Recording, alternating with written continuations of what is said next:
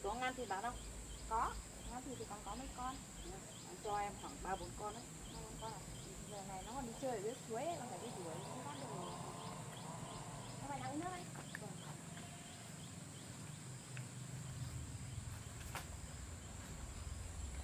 Rồi uống nước. Nhà chị tình cảm hết rồi.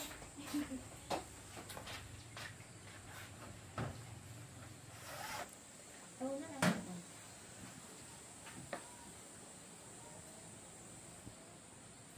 Chỉ chăn được một đàn nhưng mà cũng bán không hết rồi, giờ còn có mấy con. Bán bớt đi, một mình nó chăn cũng mất. Giờ để hết ngô rồi, không có ngô để chăn đấy. Đây có 2-3 con ở đây. Còn cái con kia ở dưới suối thì chưa lên đấy. 3 con đực ở đây. 3 con đực. Bắt cho chị 2-3 con đi cho nó có. Chị đó đi bác được. Đây này còn có 3 con nóng thịt đây này. Em lấy con nào để cho Bắt cho chị 2 con to, con đấy này đi. đấy là 3 con này à?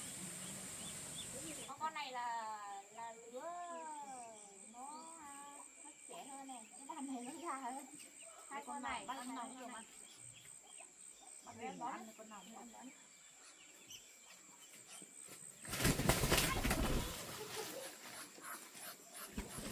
Nhanh đấy.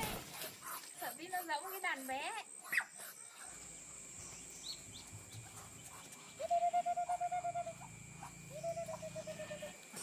Cho nó bao rồi.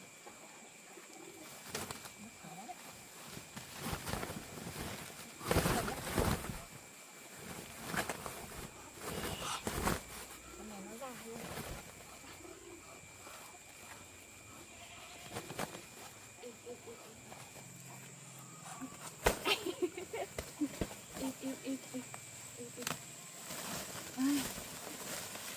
Bắt được nó cũng mệt phết. 2 con này đến 8-9 cân đấy. Chị có mét thêm không? 2 con này chắc đủ ăn rồi. 2 con này được không? Không thì bắt thêm. 2 con này chắc đủ. Cái đây chắc tầm 8 cân. Bao nhiêu tiền đấy? 8 cân đây. Nên em lấy cả 2 con này thì bán 700. Không có cân to.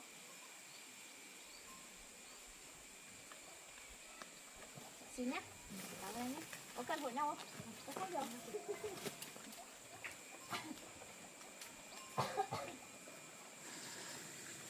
Chị về Long Hải nhá. Vâng. Ngon Đấy, nhá. Vâng, chị cứ theo cái bờ này đi, không có đường đi.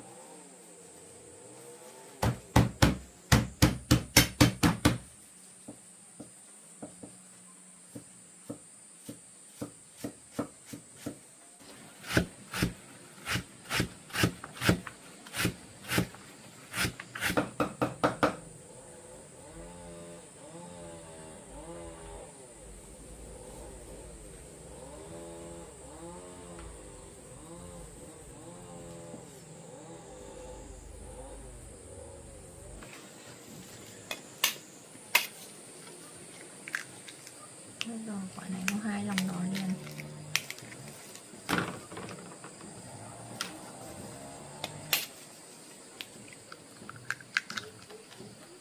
Wow.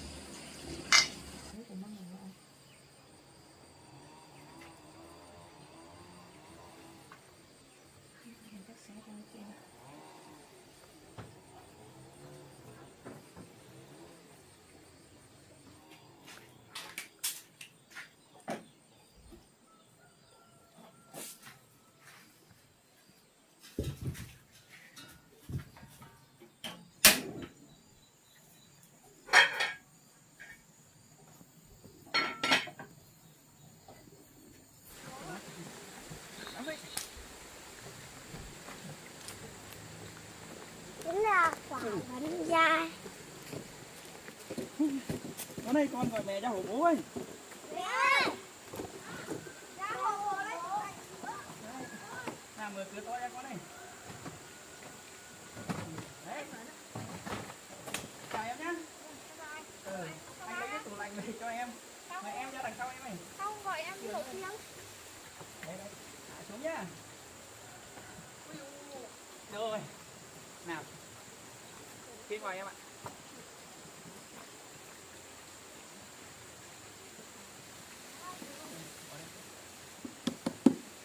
Nhưng mà đi. Lấy về các con mới có đồ để thức ăn đấy. Cảnh quá. Thế mà Thế vào cẩn thận nhé em ơi. kia về. Chứ ơi con nuôi ra đi, để bố em phải khóc vào không vướng người đấy. Hai con đi cất túi sách đi nhá. Bạn không em? Không. Nãy anh phát lấy về được mà, bỏ xuống đi em. Không nặng nhưng mà nó cũng cày. Nãy anh đón con đi học về xong là anh lấy cái anh nghĩ đến lấy cái tủ này sang cho em. Về bây giờ cũng đến mùa hè rồi, để cho em cất giữ thức ăn các thứ. Cái này tủ lạnh cũ thôi em ạ. Lấy về chủ yếu là để thức ăn thôi. Trong này vẫn còn dùng tốt đấy. Lúc để một lúc nữa mới cắm điện vào em ạ. Bây giờ kiểu vừa mới lấy về nó chưa ổn định. Không em với con nữa lắm lúc thức ăn thừa các thứ này không có chỗ để cất. Em đang làm món nồi anh ạ. Đấy. Tối nay ở lại đây ăn cơm với mẹ con em nhé. Vâng. Em đang làm nồi. Đấy. Bây giờ bố lấy cái tủ lạnh này về cho hai con, nếu mà thức ăn thừa các thứ là cất vào trong tủ này để giữ nhá. Không thì nó bị thiếu đấy. Ở tầng dưới này là ngăn mát nhá. Thưa bố đi. Nhá. Còn ngăn trên này là ngăn đông. Lấy thức ăn thịt các thứ này là bỏ vào trong này nhá. Để vào phòng thức ăn rồi. Đấy, mẹ làm cái món gì thơm thế nhỉ? Xem cái nào. Ôi dồi, mùi thơm đấy nhỉ? Món vừa mới thôi anh ạ. Ôi dồi. Hôm nay em đi tìm măng à? Vâng, sáng nay em đi tìm măng ạ. Nhưng mà không có ấy, bây giờ nó chưa mọc nên là tìm một ít lắm. Chà. Bữa ăn. Trường An ơi, hai con đi thay quần áo đi. Anh Trường với em An đi cởi quần áo dài ra đi, mặc quần áo cầu phơi. Trời nóng lắm. Thôi tí tắm rửa xong rồi ăn cơm nhá. Sắp chín rồi.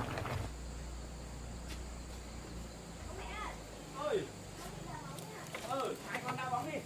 Đá cho khỏe. Đá một lúc xong là giữa chân tay ăn cơm nhá. Nào, hai con đá ở chân này thôi. Đá dưới chân này thôi. Đá đi, tranh nhau xem nào. Nhanh lên. Đấy, sói kìa, đá cho sói đá ấy. Đá đây thôi nhá, đá nhẹ thôi nhá, để bố mẹ nấu cơm cho nhá. Vâng.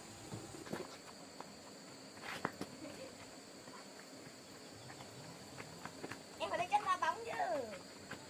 Đấy, anh biết đá, anh dạy cho em đá nhá. Hai anh em mới được đi thi đấu nhá.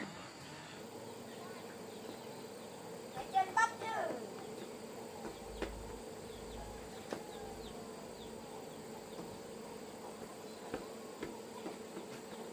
Thôi. Này chắc chín rồi đấy em ạ.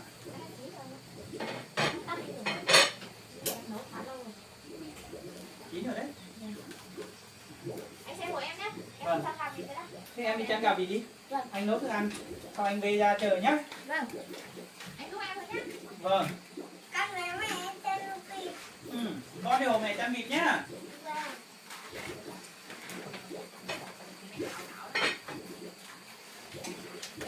Hôm nay em hồ mẹ chăn một câu với cả là con thế này nhé. Mẹ chăn vịt nhé. Chăn là con với cả một con thế này nhé. Mẹ cứ chăn cái đầu to kia nó vào nó để chín rồi ăn. Hai em con đi hồ mẹ chăn cả con với cả một câu ở bên kia nhá. Để chăn vịt á. Giờ gọi cái nào vịt con lên cho nó ăn kìa.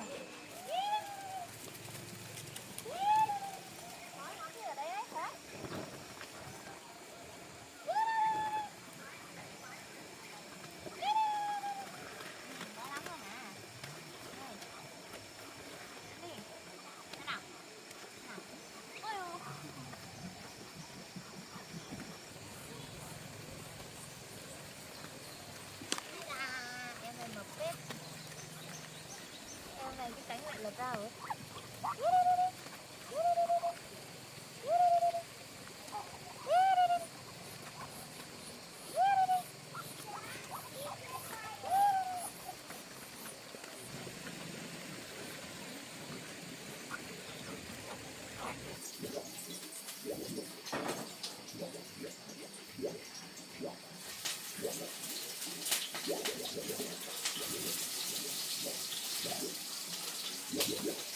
Rán một lần nữa mới thơm ngon.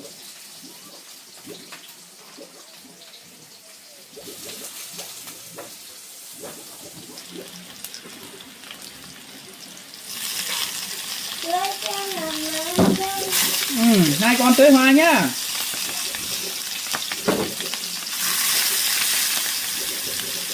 Hai con tưới hoa để bố rán măng cuốn cho con ăn nhá.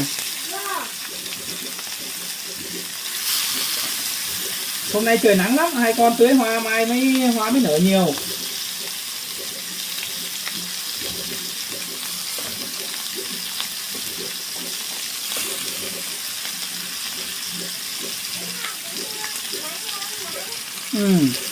Lúc mưa thì mưa, lúc nắng thì nắng lắm đấy.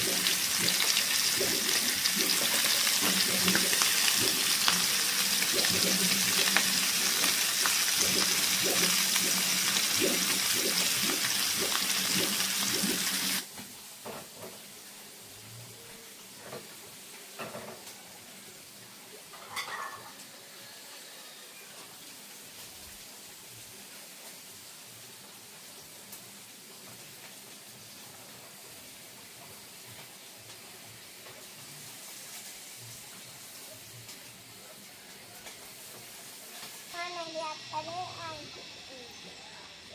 Mình lấy con nó lớn. Lấy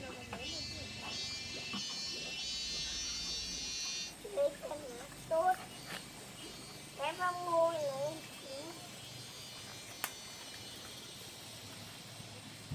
Đấy, đưa ở đây cho con sâu chết với.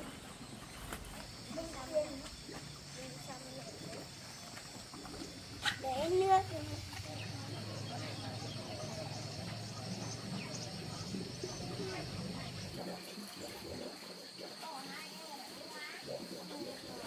Em nắng đi con. Lấy con rửa. Em ơi, em với hai con nữa vào rửa chân tay ăn cơm đi.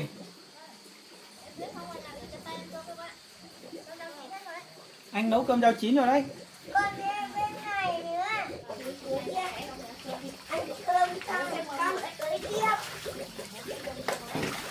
Rửa chân tay xong rồi ăn cơm nhá. Bố xếp mâm ra rồi đấy.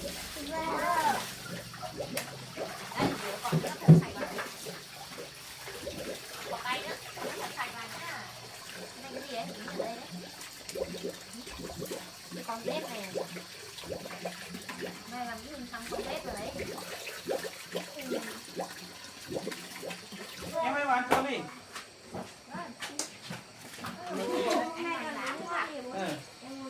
Nào, hai con ngồi ăn cơm đi. Nào, để bố lau tay cho đỡ ướt nào. May có anh thì lại giúp em làm đỡ bát nước rồi. Nào, để bố lau tay cho nhá.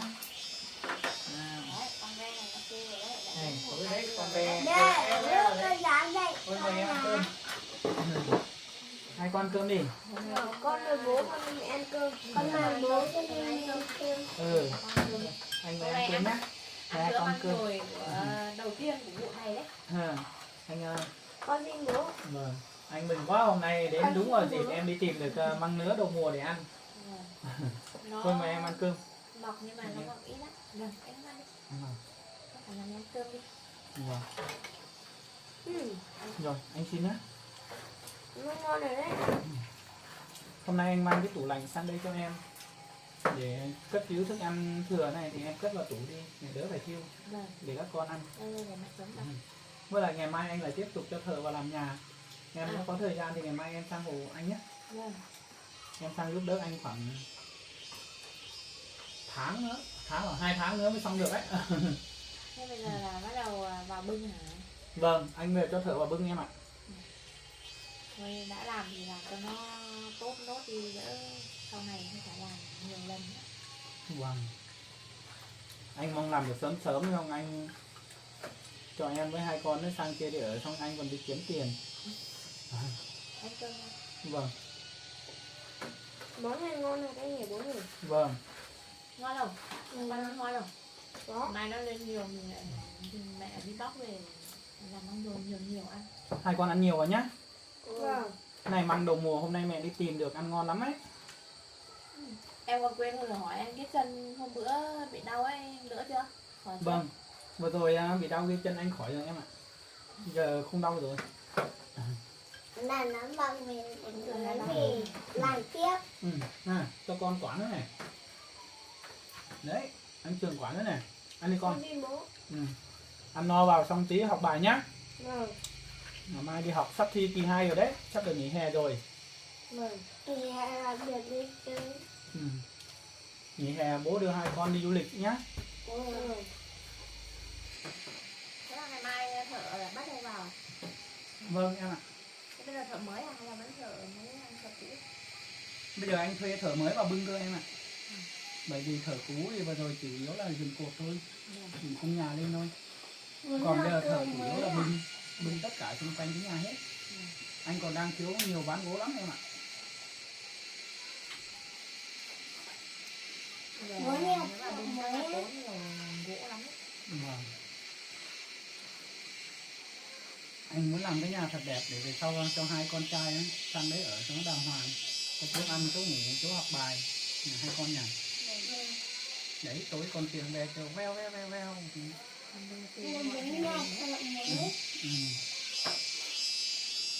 Con làm đi. Ăn đi. Đâu nào? Đấy à? Đi đây. Đây. Ăn cơm rồi lớn.